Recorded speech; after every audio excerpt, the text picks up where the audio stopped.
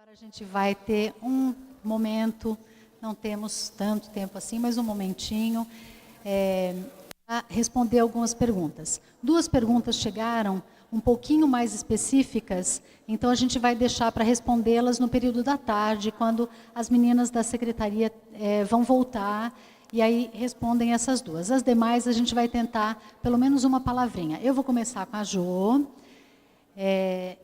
Magali, quer falar alguma coisa? Não? Não?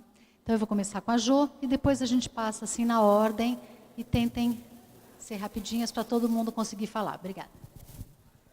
Bom, eu recebi uma pergunta perguntando quando tem um diagnóstico de Williams, o que a escola tem que fazer para trazer a família.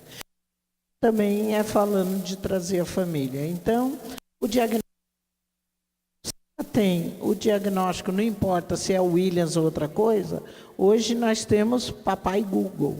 Entra lá, acha tudo, né? Porque a pior coisa é você chamar essa mãe e você crua. Aprende e trazer a família para dentro da escola. Lá em São Paulo, nós temos grupos de mães. Então, a melhor maneira que nós achamos da família entender todo o processo da escola, porque essa confusão da família jogar responsabilidade para a escola, tudo isso, é que a família não está entendendo o processo. E a educação não está sabendo passar para a família. Então, nós montamos grupos de mães, e junto com a educação.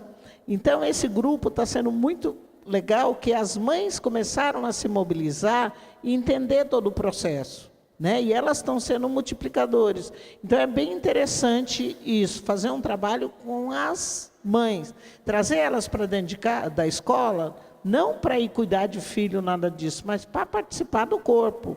Então, as reuniões nossas lá as mães que se mobilizaram e é dividido tarefa, elas que se organizam, elas que escolhem o tema, elas que indicam, a gente vai atrás dos palestrantes e tudo. E a outra... 2, uma foi mais ou menos um desabafo sobre ter um filho sendo discriminado dentro da escola. Infelizmente, hoje ainda temos que judicializar. Mas eu falo que inclusão é uma escada muito longa, nós já subimos vários degraus, né? Já está tendo várias atitudes inclusivas, né? Hoje, assim, esse negócio de começar a falar que não estamos preparados, que não sabemos lidar, esse discurso já está ultrapassado. Então, vamos tentar saber e tentar se preparar, né? Infelizmente, ainda tem isso. E a outra foi de uma escola que tem um aluno que na frente dos pais tratam bem e por trás outra realidade. Eu acho assim, hoje tem ouvidoria, a escola ela não está sozinha. Então, a gente como ser humano, a gente tem que denunciar a discriminação. E hoje, por muita luta nossa, foi até um projeto, uma proposta de projeto do nosso conselho, no estado existe a delegacia da pessoa com deficiência, que tem telefone, tem e-mail, é só pôr no Google, delegacia da pessoa com deficiência, estado de São Paulo, que vai aparecer a primeira delegacia. Então, denuncia lá, que essa delegacia vai delegar para a região, e isso vai ser, porque também preconceito, também não podemos ser tolerantes. Se a gente não denunciar, muitas vezes a pessoa tem medo de ser coagido. Então, à Secretaria da Educação de cada cidade, eu tenho certeza que tem um órgão que cuida da pessoa com deficiência. Então, faz uma denúncia anônima, alguma coisa.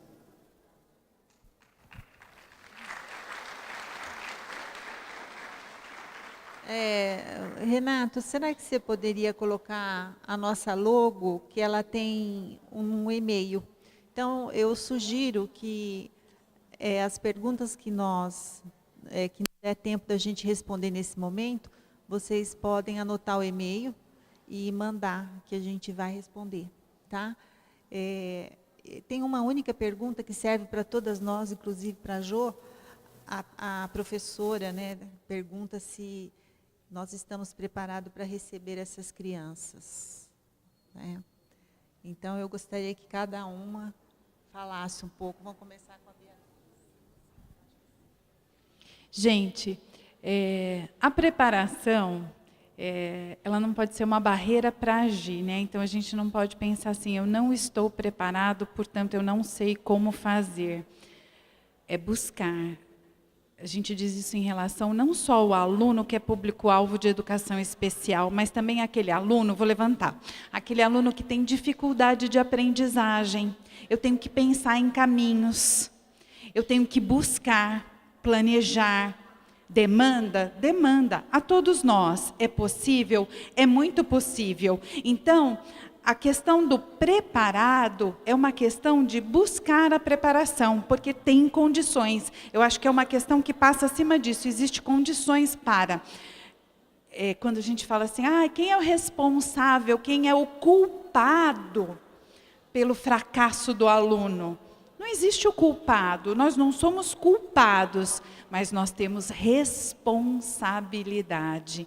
Então, não dá para a gente ficar escondido atrás da falta de preparo ou da não falta de preparo e esquecer a nossa responsabilidade. Eu vou aproveitar para não alongar muito, vou passar para as minhas colegas, mas já vou falar das minhas duas questões. Uma delas tem muito a ver com isso, que é sobre o professor que acompanha, ou o professor auxiliar, como eu citei aqui na resolução 61.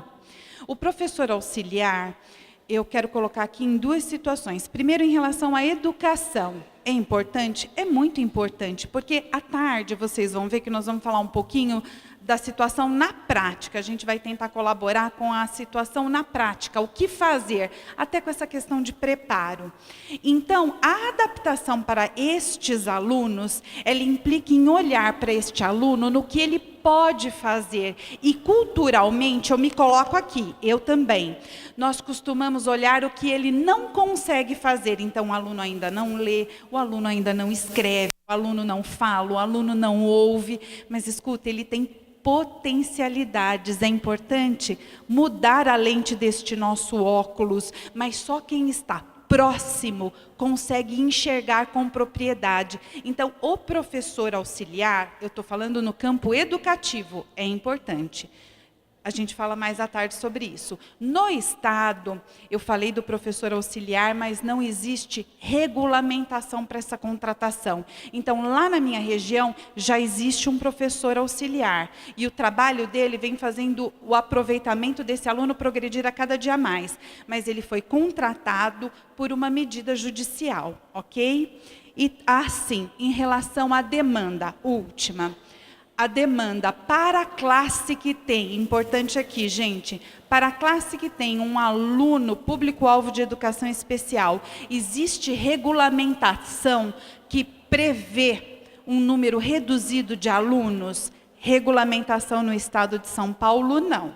Existe orientação federal, tá, em diretrizes para a educação especial. Então, existe uma orientação, mas não existe uma regulamentação, mesmo porque os municípios e também o Estado esbarra em outra legislação, que é aquela de atendimento de demanda.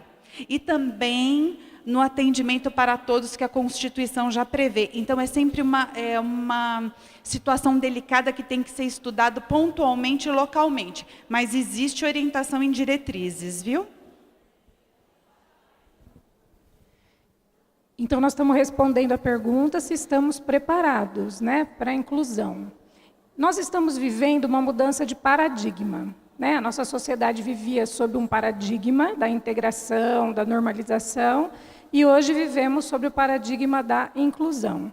Toda vez que há uma mudança de paradigma, é como um tapete que é puxado debaixo dos nossos pés, a gente fica um pouco sem chão, até que a gente localize onde está o próximo tapete para a gente puxar. Né?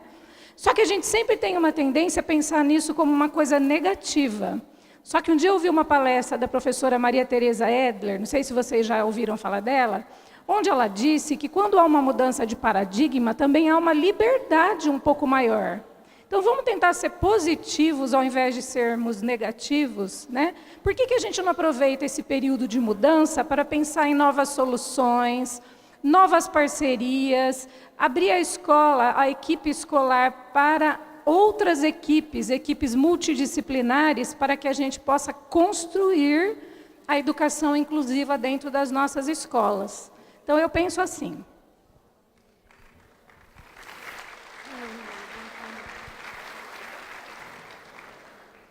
Então, eu penso assim, o que elas falaram, né? A minha formação, quando eu me formei na faculdade, era oralista. Então, o surdo ele tinha que falar. Se eu tivesse ficado nisso, depois entrou a Libras. O que eu tive que fazer? Eu tive que aprender, eu tive que buscar, não é? Eu estou preparada? Não, a gente nunca está preparado, mas a gente tem que buscar. A gente tem medo daquilo que a gente não conhece, não é? Então, é fácil? Não, não é fácil. Eu sempre falo, é fácil falar, né? Na hora que está lá o aluno nosso, não é fácil, mas é possível. A gente não pode desistir, tá certo? A gente tem que estar ali, tem que buscar. Esse é o caminho, não há outro, tá certo? Preparado, ninguém nunca está. A gente tem que buscar. A minha questão é sobre o... É para responder? Não, né? É uma escola de rancharia. Perguntou sobre... Na escola, tem muitos alunos com CID de TGD não específico. Então, o que aconteceu? Quando houve aquela a mudança na forma de diagnóstico mesmo médico, eles estão buscando, né? Tanto é que o número crescente de alunos com autismo, com TGD, a gente vê hoje. Então, o que acontece? Ela perguntou assim, um pouco sobre ele. O que a gente vai fazer? Se tem um número crescente, já é legal, porque você já vai perceber o quanto um é diferente do outro. Se o médico já colocou não específico, na realidade, ele também não conseguiu achar aqui qual é a especificidade desse aluno, né? Então, aluno não, no caso, paciente. Então, a gente, professor, o que nós vamos ter que olhar? Se eu tenho vários, é até legal, porque aí eu vou ver o quanto um é diferente do outro e o quanto um tem a ver com o outro. Então, dentro da singularidade, o que eu posso trabalhar de diversidade? O que é diferente e o que é igual? Não tem outro jeito, gente. Tá bom?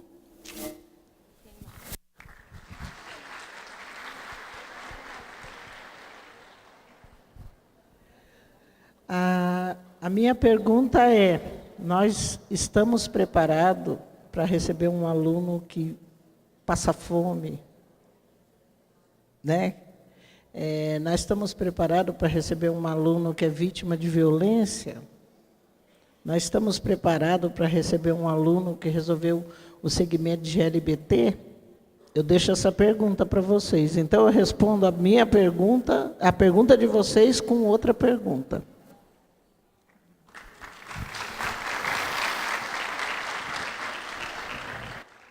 Tem duas perguntas. Quando pode ser feita a adesão da compra consorciada? Só que a pessoa não se identificou. A dona Ida falou que, passando as eleições, ela vai fazer uma reunião com todos os prefeitos eleitos e colocar para eles todos os projetos que existem dentro do consórcio, dentro do CIVAP. E ela vai apresentar essa questão da compra consorciada de tudo que tem lá, inclusive de material escolar. E a licitação, ela vai ser feita ainda esse ano, em dezembro. Então, ela vai estar disponibilizando para os novos prefeitos esse termo de adesão, onde eles podem ou não aderir. Aí me perguntaram qual a justificativa que os municípios que não aderiram deram. Eu não ouvi nenhum prefeito dizer, eu não aderi por isso, entendeu? Simplesmente os secretários trazem essa informação dizendo, meu prefeito falou que não vai aderir. Eu deduzo, acredito que com algum receio de demora, de chegar material, de ser fornecedor de longe, mas isso, problema a gente tem em qualquer ata. Na ata do CIVAP, o fornecedor que mais deu problema para a gente de entrega foi de Paraguaçu Paulista, uma cidade bem pertinho. Os de longe não tiveram problemas. Então, como correu tudo bem, deu tudo certo, se esse era o dificultador para quem não aderiu, não pode ser mais. É isso.